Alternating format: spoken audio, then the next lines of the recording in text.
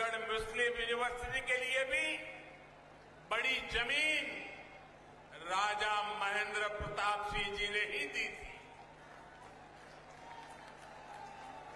आज आजादी के इस अमृत काल में जब 21वीं सदी का भारत शिक्षा और कौशल के नए दौर की तरफ बढ़ चला है, तब मां भारती के ऐसे अमर सपूत के नाम पर विश्वविद्यालय का निर्माण उन्हें सच्ची कार्यांजलि है। इस विचार को साकार करने के लिए योगी जी और उनकी पूरी टीम को बहुत बहुत बधाई।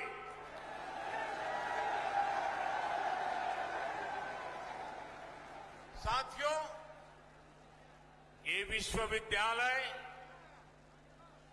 आधुनिक शिक्षा का एक बड़ा केंद्र तो बनेगा ही, साथ ही देश में डिफेंस से जुड़ी पढ़ाई, डिफेंस मैन्युफैक्चरिंग से जुड़ी टेक्नोलॉजी और मैन पावर बनाने वाला सेंटर भी बनेगा।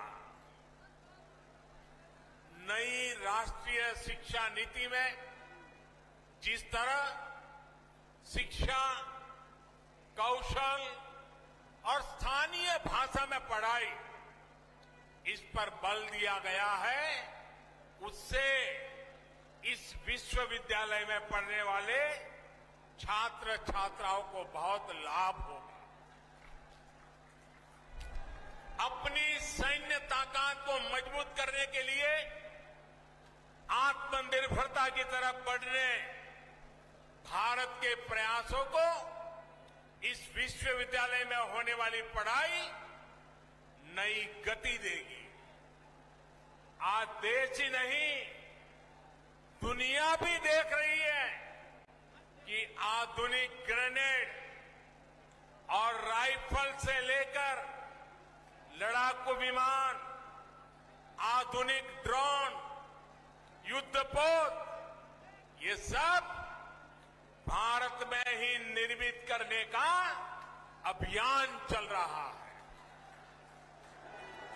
भारत दुनिया के एक बड़े डिफेंस इंपोर्टर की छवि से बाहर निकलकर, वरना हमारी छवि यही है, हम डिफेंस के लिए जो भी चाहिए इंपोर्ट करते, बाहर से मंगवाते रहते। आजादी के 75 साल हो गए, हम मंगवाते रहते हैं। इस छवि से बाहर निकलकर दुनिया के एक अहम डिफेंस एक्सपोर्टर की नई पहचान बनाने के संकल्प के साथ आगे बढ़ रहे हैं। भारत की इस बदलती पहचान का एक बहुत बड़ा केंद्र ये हमारा उत्तर प्रदेश बनने वाला है, और उत्तर प्रदेश के सांसद के नाते मुझे इस बात का विशेष गर्व है। साथियों, थोड़ी देर पहले डिफेंस कॉरिडोर के अलीगढ़ नोड की प्रगति का मैंने अवलोकन किया। अलीगढ़ में ही डिफेंस मैन्युफैक्चरिंग से जुड़ी 1.5 दर्जन से अधिक कंपनियां सैकड़ों करोड़ रुपए के निवेश से हजारों नए रोजगार यहां बनाने वाली है।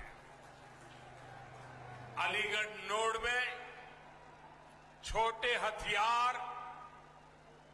आयुध, drone, aerospace, metal components, entry drone system, defence packaging ऐसे उत्पाद बन सके, इसके लिए लगाए जा रहे हैं।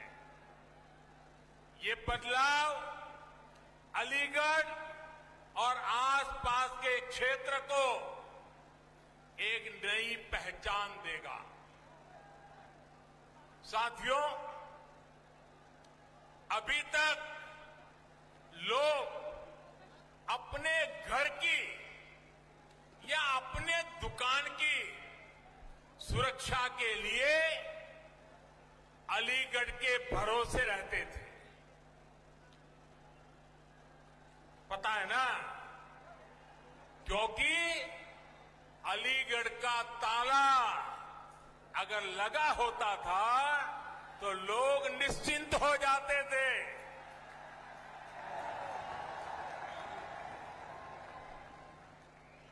और मुझे आज बचपन की एक बात करने का मन कर रहा है।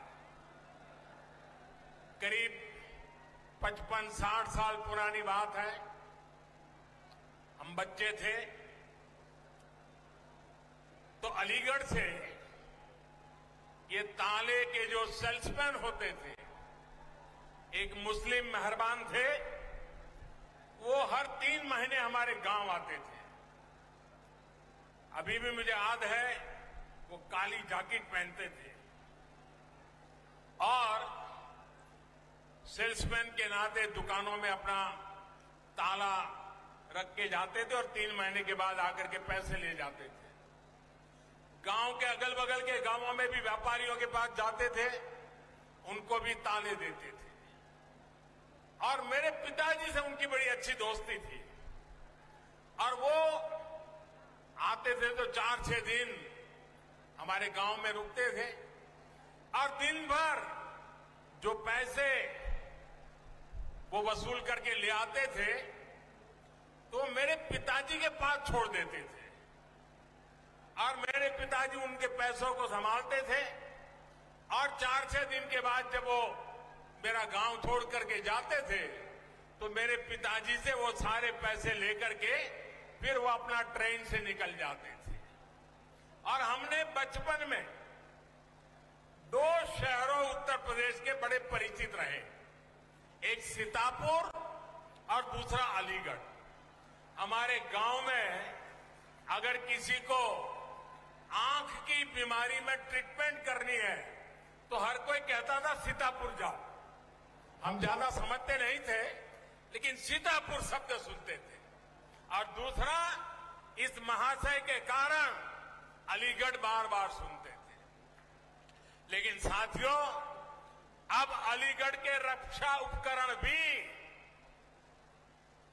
कल तक जो अलीगढ़ ताले के जरिए घरों की दुकानों की रक्षा करता था, वो 21वीं सदी में ये मेरा अलीगढ़ हिंदुस्तान की सीमाओं की रक्षा करने का काम करेगा।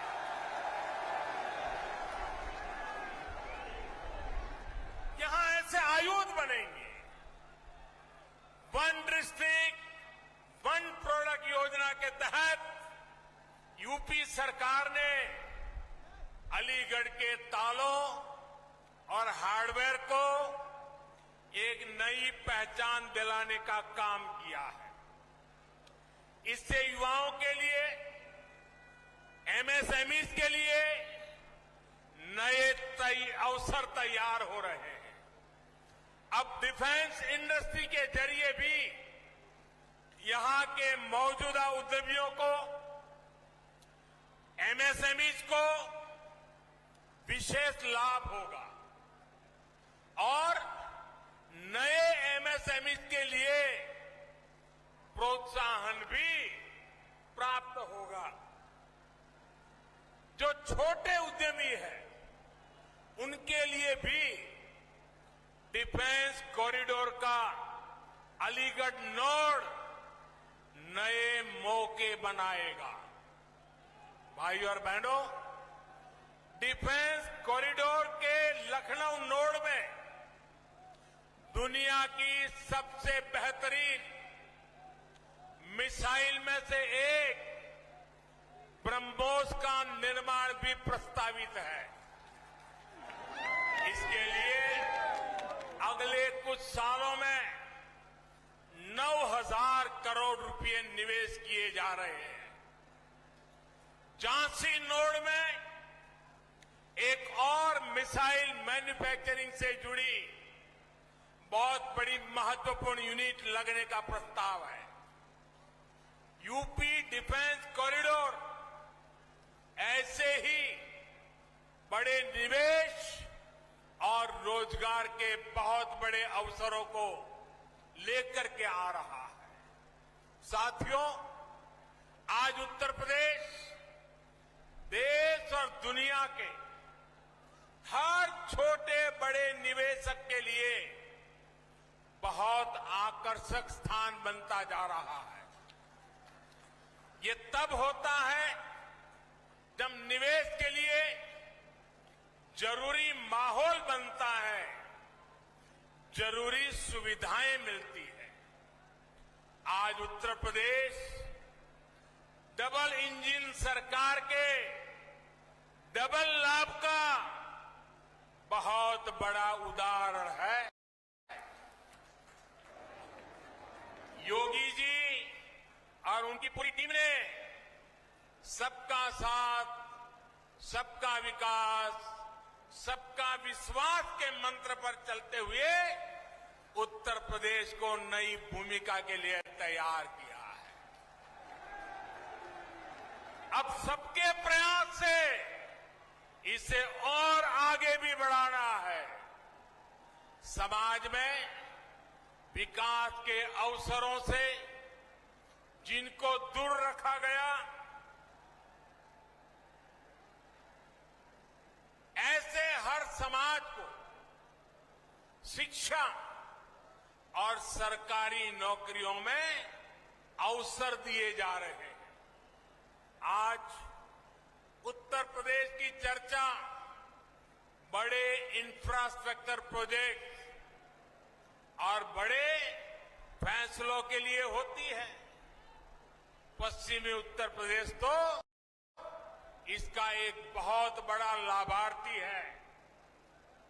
ग्रेटर नोएडा में इंटीग्रेटेड इंडस्ट्रियल टाउनशिप का निर्माण, मल्टी मॉडल लॉजिस्टिक्स हब, जेवर international airport, Delhi Meerut regional rapid transit system, metro connectivity, आधुनिक हाईवे और एक्सप्रेसवे, ऐसे अनेक काम आज पश्चिमी उत्तर प्रदेश में हो रहे हैं। यूपी में चल रहे ये हजारों करोड़ रुपए के प्रोजेक्ट आने वाले वर्षों में भारत की प्रगति का बड़ा आधार बनेंगे।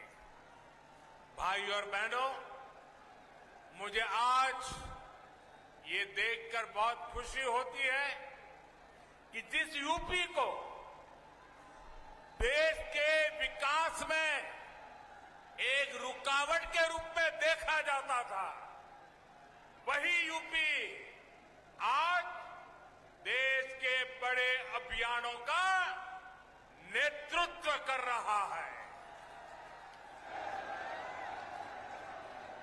शौचालय बनाने का अभियान हो, गरीबों को अपना पक्का घर देना हो, उज्ज्वला के तहत गैस कनेक्शन हो, बिजली कनेक्शन हो, पीएम किसान सम्मान निधि हो, हर योजना, हर मिशन में योगी जी के यूपी ने देश के लक्ष्यों को हासिल करने में अग्रणी भूमिका निभाई है।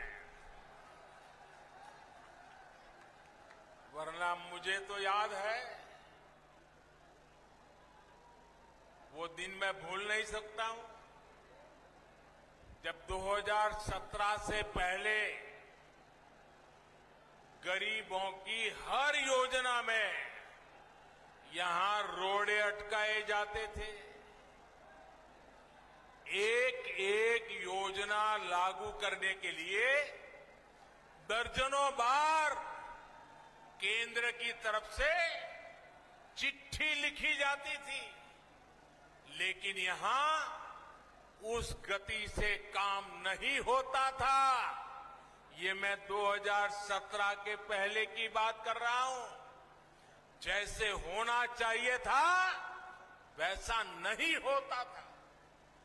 साथियों, यूपी के लोग भूल नहीं सकते कि पहले यहां किस तरह के घोटाले होते थे, किस तरह राजकाज को भ्रष्टाचारियों के हवाले कर दिया गया था।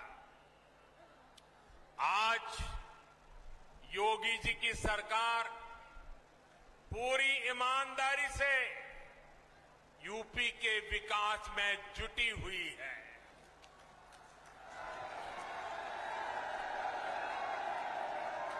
एक दौर था जब यहां शासन प्रशासन गुंडों और माफियाओं की मनमानी से चलता था, लेकिन अब वसूली करने वाले, माफिया राज चलाने वाले सलाखों के पीछे हैं। मैं पश्चिम उत्तर प्रदेश के लोगों को विशेष तौर पर याद दिलाना चाहता हूं। इसी क्षेत्र में 4-5 साल पहले परिवार अपने ही घरों में डर करके जीते थे। बहन बेटियों को घर से निकलने में, स्कूल कॉलेज जाने में डर लगता था। जब तक बेटियां घर वापस न आए, माता पिता की सांसें अटकी रहती थी। जो माहौल था उसमें कितने ही लोगों को अपना पुश्तैनी घर छोड़ना पड़ा, पलायन करना पड़ा।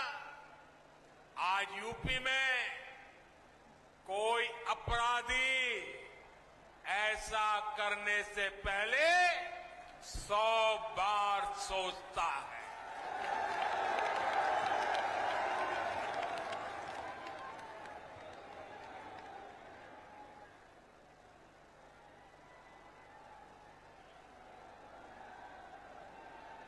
योगी जी की सरकार में गरीब की सुनवाई भी है, गरीब का सम्मान भी है। योगी जी के नेतृत्व में यूपी की बदलती कार्यशैली का एक बहुत बड़ा प्रमाण है। सबको वैक्सीन, मुफ्त वैक्सीन अभियान। उत्तर प्रदेश अभी तक 8 करोड़ से अधिक टीके लगा चुका है। देश में एक दिन में सबसे ज्यादा टीकाकरण का रिकॉर्ड भी यूपी के ही नाम है। कोरोना के इस संकट काल में गरीब की चिंता सरकार की सर्वोच्च प्राथमिकता है। कोई गरीब भूखा ना रहे, इसके लिए महीनों से मुफ्त अनाज दिया जा रहा है। गरीबों को भूखमरी से बचाने के लिए जो काम दुनिया के बड़े बड़े देश नहीं कर पाए, वो आज भारत कर रहा है। ये हमारा उत्तर प्रदेश कर रहा है। साथियों, आजादी के इस अमृत काल में ग्रामीण अर्थव्यवस्था में भी तेजी से बदलाव हो रहे हैं। बदलाव के साथ कैसे तालमेल बिठाना पड़ता है, इसका रास्ता स्वयं चौधरी चरण सिंह जी ने दशकों पहले देश को दिखाया है। जो रास्ता चौधरी साहब ने दिखाया, उनसे देश के खेती मजदूरों और छोटे किसानों को कितना लाभ हुआ, ये हम सभी जानते हैं। आज की अनेक पीढ़ियां उन सुधारों के कारण एक गरिमामय जीवन जी पा रही है। देश के जिन छोटे किसानों की चिंता चौधरी साहब को थी, उनके साथ सरकार एक साथी की तरह खड़ी रहे, ये बहुत जरूरी है। इन छोटे किसानों के पास 2 हेक्टेयर से भी कम जमीन है और हमारे देश में छोटे किसानों की संख्या 80% से ज्यादा है। यानी देश के 10 किसानों के पास जो जमीन है, उसमें 8 किसान ऐसे हैं जिनके पास छोटा सा जमीन का टुकड़ा है। 10 में से 8। इसलिए केंद्र सरकार का निरंतर प्रयास है कि छोटी जोत वालों को ताकत दी जाए। 1.5 गुना एमएसपी हो, किसान क्रेडिट कार्ड का विस्तार हो, बीमा योजना में सुधार हो, 3,000 रुपये की पेंशन की व्यवस्था हो, ऐसे अनेक फैसले छोटे छोटे किसानों को सशक्त कर रहे हैं। कोरोना के इस समय में देश भर के छोटे किसानों के खाते में सरकार ने 1 लाख करोड़ रुपए से अधिक सीधे ट्रांसफर किए हैं। इसमें 25,000 करोड़ रुपए से ज्यादा सिर्फ यूपी के इन किसानों को मिले हैं। मुझे इस बात की खुशी है कि यूपी में बीते 4 सालों में एमएसपी पर खरीद के नए रिकॉर्ड बने हैं। गन्ने के भुगतान को लेकर के भी जो परेशानियां आती थी, उन्हें लगातार कम किया जा रहा है। बीते 4 साल में यूपी के गन्ना किसानों को 1,40,000 करोड़ रुपए से अधिक का भुगतान किया गया है। आने वाले साल तो यूपी के गन्ना किसानों के लिए नई संभावनाओं के दरवाजे खोलने वाला है। गन्ने से जो इथेनॉल बनता है, बायोफ्यूल बनता है, उसका उपयोग ईंधन में बढ़ाया जा रहा है। इसका बड़ा लाभ पश्चिम यूपी के गन्ना किसानों को भी होने वाला है। साथियों, अलीगढ़ समेत पूरा पश्चिमी उत्तर प्रदेश आगे बढ़े, इसके लिए योगी जी की सरकार और केंद्र सरकार कंधे से कंधा मिलाकर दिन रात मेहनत कर रही है। हमें मिलकर इस क्षेत्र को और समृद्ध करना है। यहां के बेटा बेटियों के सामर्थ्य को और बढ़ाना है और विकास विरोधी हर ताकत से उत्तर प्रदेश को बचाना है।